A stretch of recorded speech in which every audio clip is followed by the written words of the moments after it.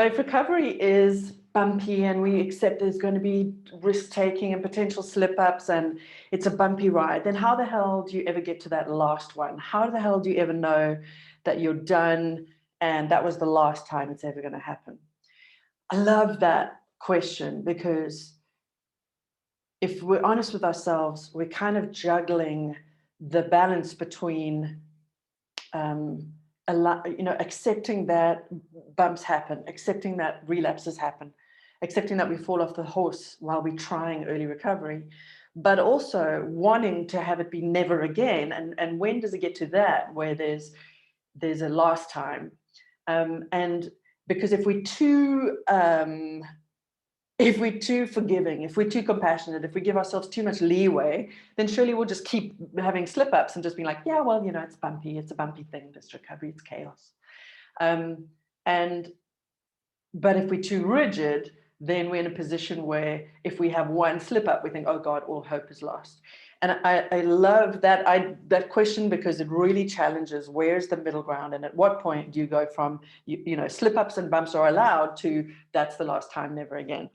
I'm going to answer this from my own perspective, and certainly it would seem to be the same for clients. However, I will also acknowledge that some people really do have these moments of big shifts where they just know, they get this moment where they go, I can feel I'm not going back there.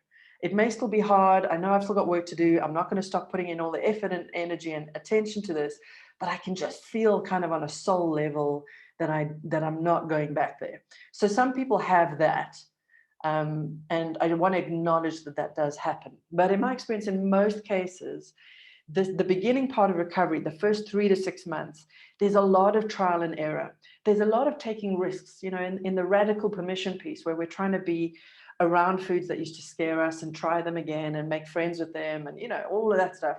There's risks that happen, or going to your first buffet or your first barbecue or whatever it might be when you haven't done that for years, and where your brain's got an association that if you're doing those things, then you're going to be in trouble.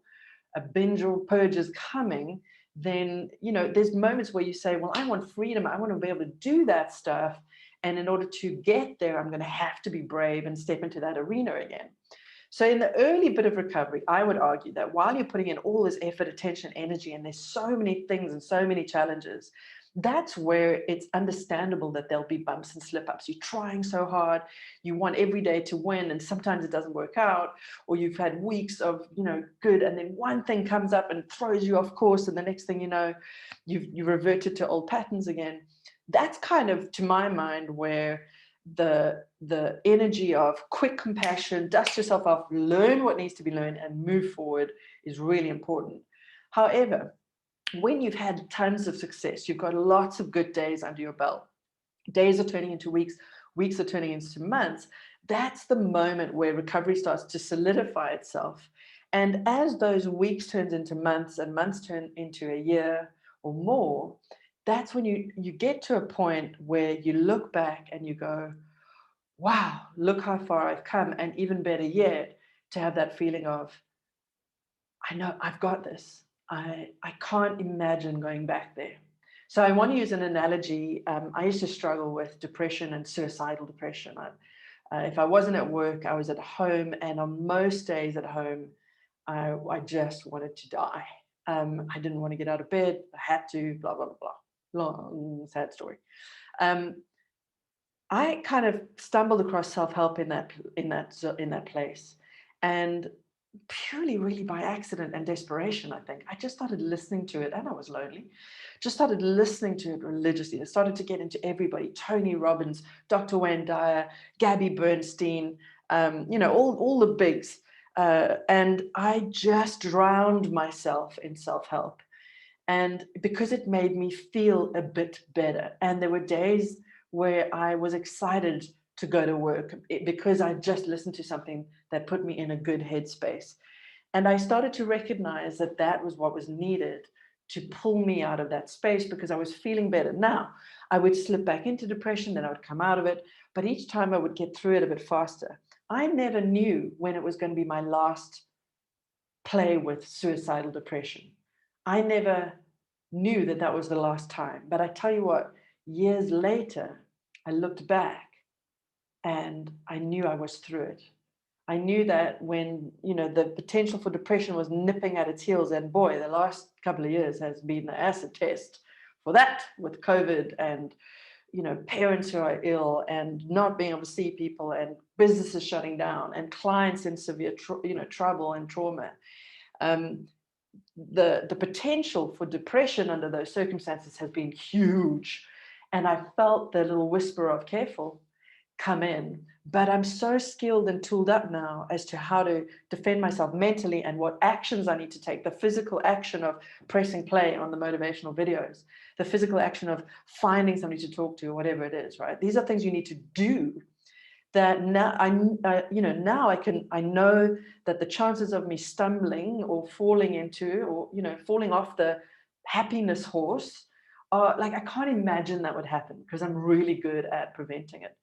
The eating disorder is the same, a lot harder, a lot more effort and work needs to be done, or needed to be done. But in recovery, you put in all that effort and energy, it does get easier. You hit walls, you continue to keep working and break through them. As long as you're consistently learning and working to improve and better and master the kind of skills that you need to get through recovery, then eventually you get to a place where those days turn into weeks and the weeks turn into months. And you can't be guaranteed at that point that you're never going to do it again. But it's just getting easier and easier. And then suddenly you look back and you go, I'm through. And I just can't imagine going there again. A, because I don't want to. I'm horribly averse to going there again. And B, even if I get a massive binge urge or purge urge, I know exactly how to handle that. Like, no matter what circumstances throw at me. Now, if I'm honest, and somebody said to me, how can you be sure you'll never do it again? I can't make that promise. Like, I don't feel like it's likely. I can't imagine ever.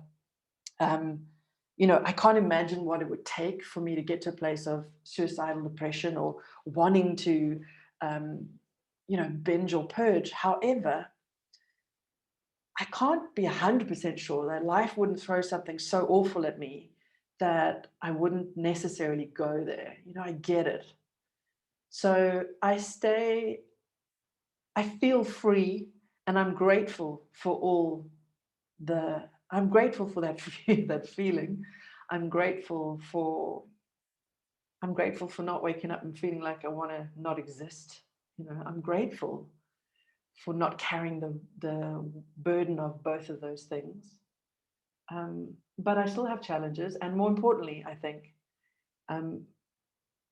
freedom comes at a price of, for me, the price of knowing that restriction isn't an option. I'm not free to restrict. I get it. But I don't want to. So that's great. It's easy to not be free in something you're not interested in, right?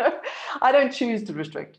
But I get it that even if I was in a position where I might really want to restrict, I just wouldn't go there. It just wouldn't be worth it, right? I'm not free to restrict. But the other thing is, I have a daily routine. And it's the same with depression as well. I have certain criteria. I don't like watching a lot of the news. I don't like bombarding myself with negative stuff all the time, because I recognize what that does to my mind. And similarly, my morning exercise routine, fresh air, sunlight, those kind of things are my preventative mechanism against both eating disorders and depression. And I've narrowed that routine down, and I know when to add things to it and when I can back off on it. But I have kind of a minimum effective dose. And I have all these other little additive things that I can do if necessary in certain situations. So if I am feeling the world's a bit heavy, then I've got meditations I can go to. I can go back to Kundalini yoga or whatever it is, because I get it that those things help me when I can feel sadness kicking in. Or anxiety kicking in, right? And they help for the eating disorder as well. So the freedom happens with a lot of effort and energy and action. It happens with refining the way you are in the world and continually working to do better. It happens through a ton of learning, but most importantly, what you do through all of that is you create a routine way of being, which isn't rigid and maniacal, but you get it that those are the things that keep you in the best possible place. They're as preventative as they are curative.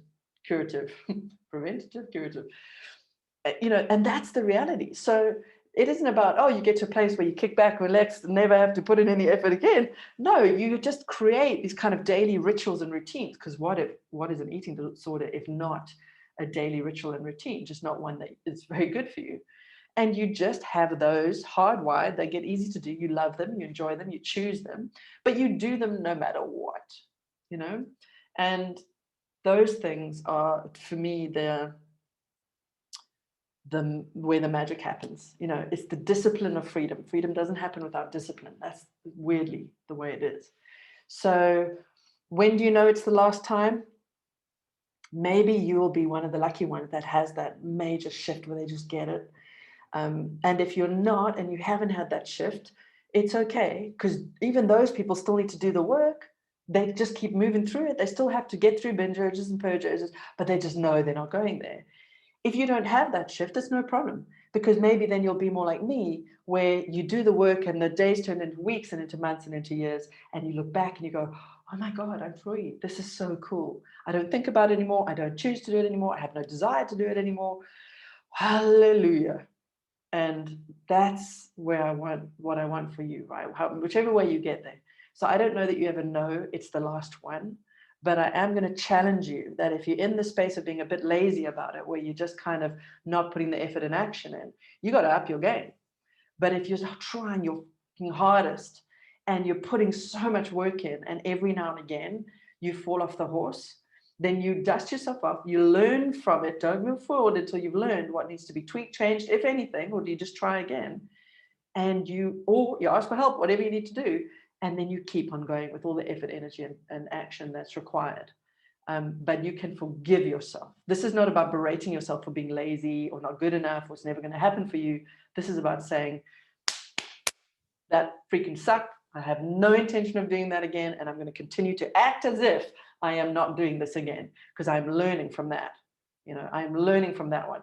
And you can, within the first 3 months of recovery, and you've learned so much, at that point, you can start having those conversations in your head. It's like, I am acting as if this is never happening again. I want to be looking back on this day as being the day that I was free. But still, I'm going to be working this day by day by day, always putting in the effort, energy, and action, and learning. If I can suggest one thing for everybody to start to implement into their daily routine, whatever it might be, and this is a game changer for business, relationships, and recovery. At the end of every day, have a book next to your bed and just write down, what have I learned and what now? When we're writing the same thing in our book all the time, it's time to change.